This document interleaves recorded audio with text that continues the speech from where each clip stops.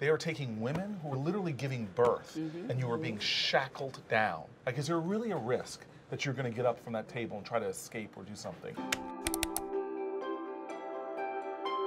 Hi everyone, I'm Erin Delmore, Bustle's senior political correspondent, and I'm here with U.S. Senator Cory Booker, Democrat from New Jersey. Senator, thank you so much for being here. It's great to be here. Thank you for coming to New Jersey and doing this. You might be best known both here in New Jersey and nationally for your work to reform the criminal justice system, which incarcerates more people within our country's borders than any other country in the world. Yeah, we've got 5% of the globe's population, but we have 25% of the globe's prison population.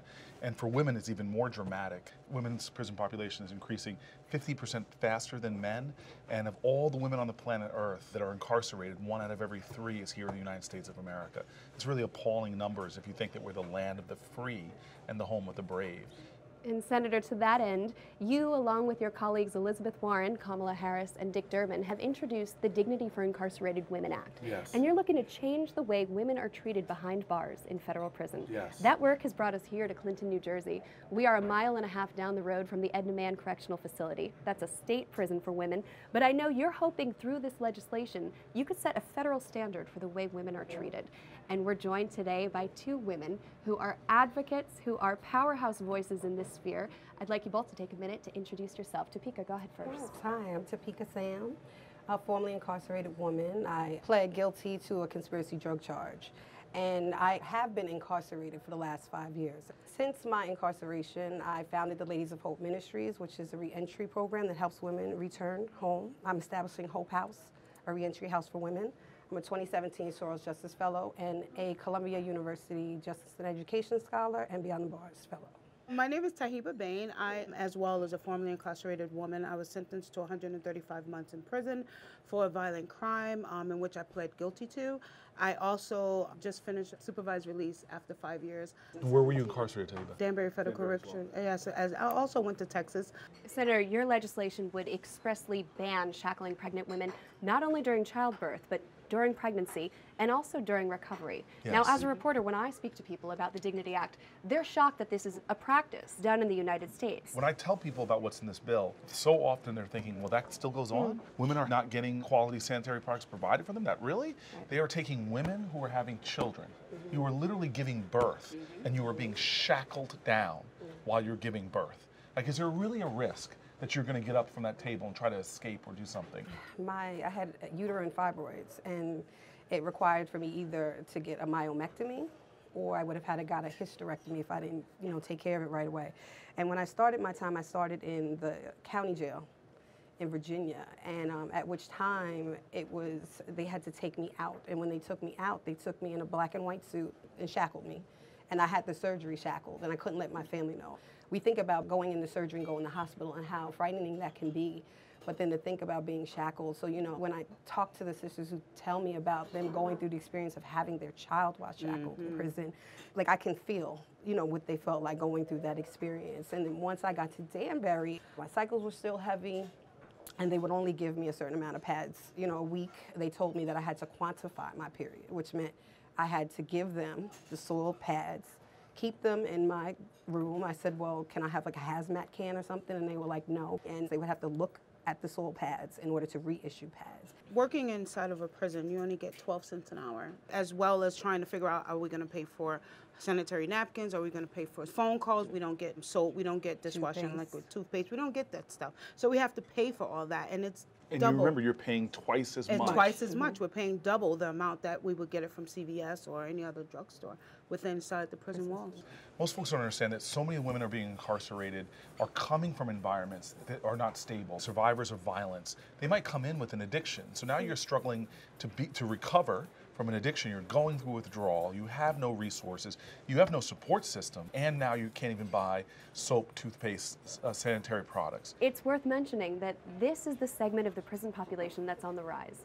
If numbers are up 500% since 1980, right, Senator? Yes. That's overall, but if you look at just women, the rates of women going into jail and into prison is up 700% since 1980. 80% of them are mothers, 65% have a kid under age 18. 50% of those women are more than 100 miles away from their kid. Why do we have these rules that limit minutes and limit contact? We say, well, we don't want people doing drug business behind bars. I'm like, fine, you're allowed to monitor calls. If they're talking to a 6-year-old child, they're not conducting maybe they're telling their child, to take some Tylenol. They're not doing drug business. For the warden to express that they don't want them to do drug deals, that's the furthest thing from most people's minds inside of prison, is to conduct a drug transaction. And it doesn't happen over the phone. It happens within the facility between officers and inmates and officers. So that was just like a farce right there. Like, no, that doesn't happen. And Topeka, nothing stands out to me more than your stories about being transported. You were in 3 different facilities during your incarceration.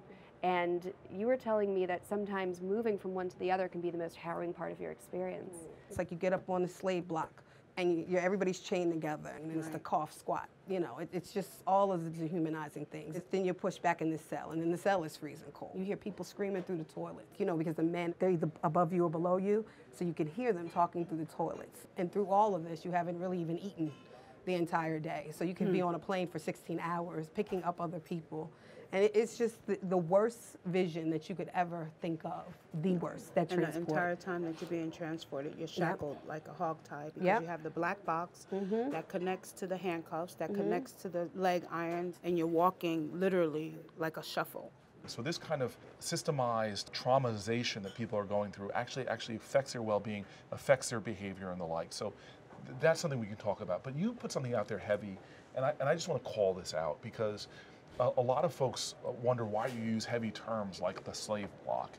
And I want you to know that the war on drugs has hurt white Americans, has hurt black Americans, it's hurt all Americans. You can go to Appalachian communities or poor factory towns or places here in my state and see how poor people have been so disproportionately targeted.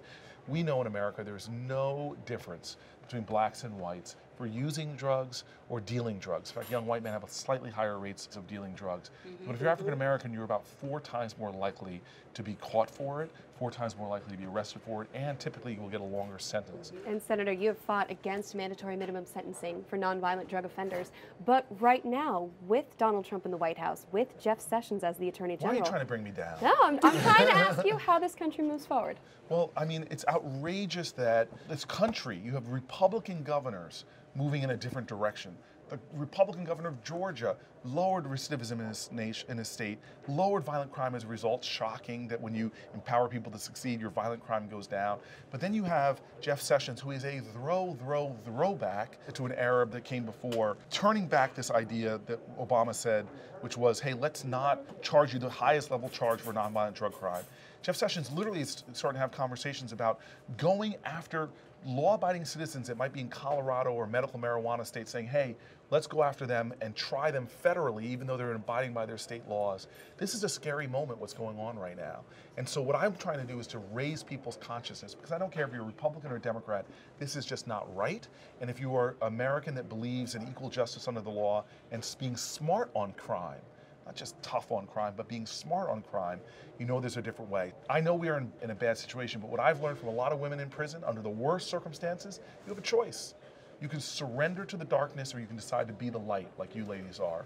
And so I've decided to be the light, even amidst the days of Jeff Sessions. I'm going to continue to propose smart, sensible legislation, common sense solutions to our crime problem, to make Americans safer, and to empower the people that get caught up in the system. Senator, there is a pattern in American politics where change only happens after the people most affected speak up, raise their voices, and make change. And you all, by being here today, are giving voice to a group of people who are silenced. So I want to thank you for sharing your time, sharing your experiences, your work, and your hopes for the future. Yeah. Thank you. Thank you. Thank you so much for joining us today. We'll have full coverage of this important topic on bustle.com. So come over and visit our website and stay tuned for more from Team Bustle. See you soon.